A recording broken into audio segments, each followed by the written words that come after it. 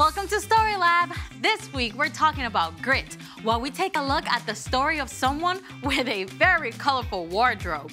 Oh, and this happened. Oh, no.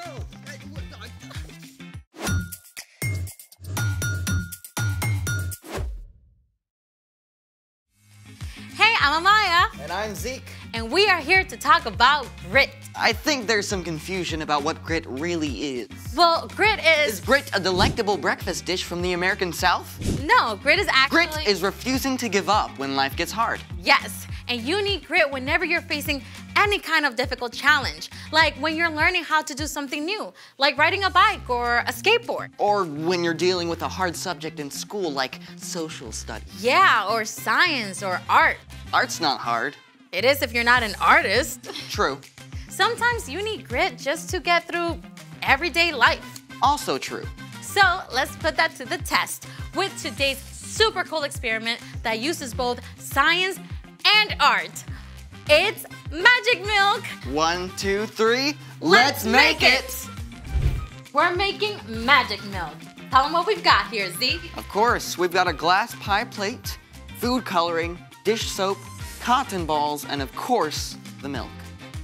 All right, so the first step into turning this regular milk into magic milk is to... The first step is to open the bottle. Here, you need some help. No, wait, no, I got it. Here, I got it. I got it. Oh, no. Wait. I am so sorry. It's okay. There will be no crying over this. We are refusing to give up. Yeah, grit. Paper towels, please? Oh, yeah. Ah, resourceful. Okay, so magic milk. Step 1, pour a small amount of milk. All right, is that good? Looks good to me. Step 2, squeeze drops of food coloring into the milk. Do you need any? No, it's fine, I just... What is wrong with you?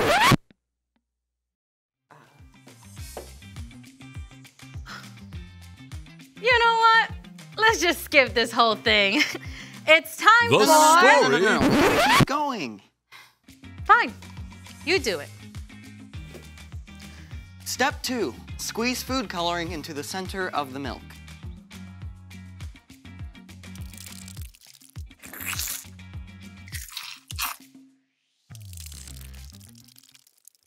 Step 3, place a cotton ball covered with dish soap into the milk.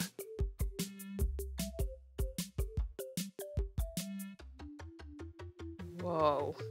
Nice. Let's get that again. You want to know why it happens? Go on.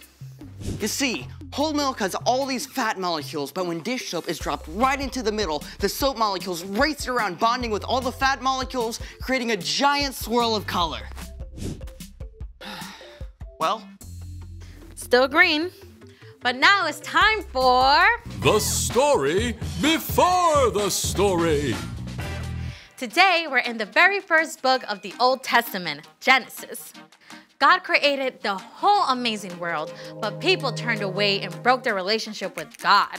Still, God had a plan. God called Abraham and Sarah and promised to bless the whole world through their family.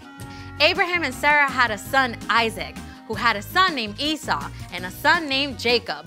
Jacob had 12 sons, including the next to youngest, Joseph. And Joseph is the hero of our story. And go. Hey, everyone. Hey, Ryan. Oh, boy. You better strap in, because we are in for a bumpy ride with Joseph. Joseph was second youngest in the family, and he was his father Jacob's favorite son. Jacob gave Joseph a beautiful, expensive, colorful robe. Joseph started having dreams, and he couldn't keep them to himself. He had to tell his brothers. We were harvesting grain, and all your grain bundles bowed to mine.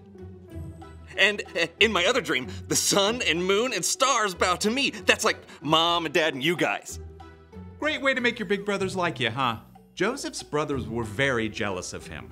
So when Joseph's dad sent him to check up on his brothers out on the fields, they snapped. Here comes that dreamer. Let's get rid of him.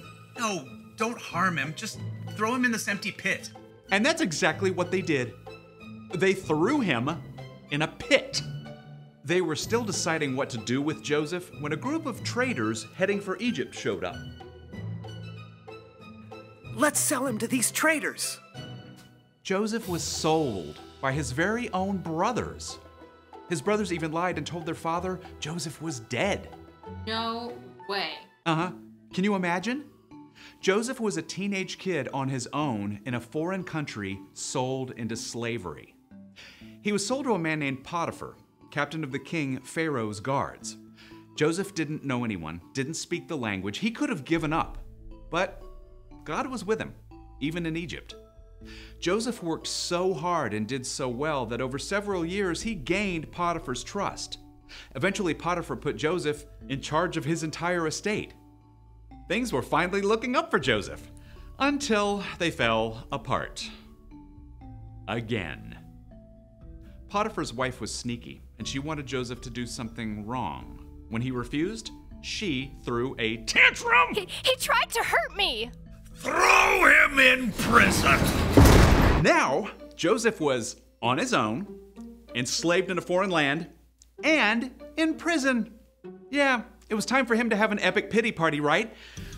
I mean, that's probably what I would have done. But Joseph was still growing. He'd come a long way from that overconfident kid who had boasted to his brothers. God was with Joseph, even in jail. Joseph still worked hard, taking care of chores, helping other prisoners. The man who ran the jail was so impressed he put Joseph in charge of everything.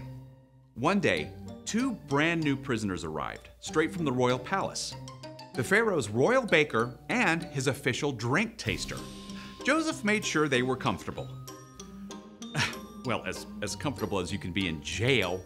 But one morning, both of these guys showed up at the breakfast table looking pretty upset. Why do you look so sad today? We both had dreams. But no one can tell us what they mean. Only God knows what dreams mean. Tell me what you saw. Ah, now we're back to where we started, right? With dreams. The drink taster told of seeing a vine that budded and grew bunches of grapes. And then the drink taster squeezed the grapes right into Pharaoh's cup. Pharaoh will release you from prison and give you your job back. Yes! When he does, please put in a good word for me.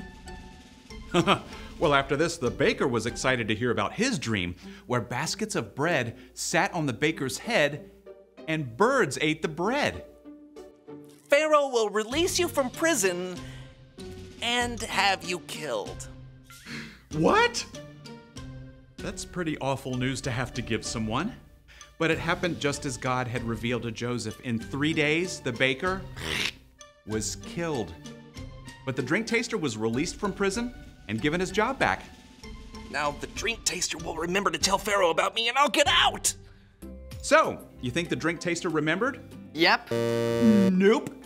So, Joseph was still stuck alone, in a foreign land, in prison, forgotten. But even then, God was with him. The end. For now. Wait. You can't leave us hanging like that. Yeah, things got better for Joseph, right? Well, I don't want to give the whole story away, but spoiler alert, God used Joseph in a big way. And fast forward hundreds of years later, God would use Joseph's family to bless the whole world through Jesus. But none of that happened right away. So, what's our part in the story? Well, just like for Joseph, there are going to be days when things don't work out neatly for us. Maybe you missed the bus. Or you spill the milk. Or food coloring explodes on you. Or anything bad happens that you don't expect. Even in the hardest, darkest place, God is still with you. Even when you can't see it, God is still at work. So, we can hold on and keep going. And choose a good attitude. By George, I think you've got it. See you next time. So here's the thing. Hold on, because God is with you. And that is what gives you grit. Thanks for joining us in the Story Lab. See you next time. I need grit.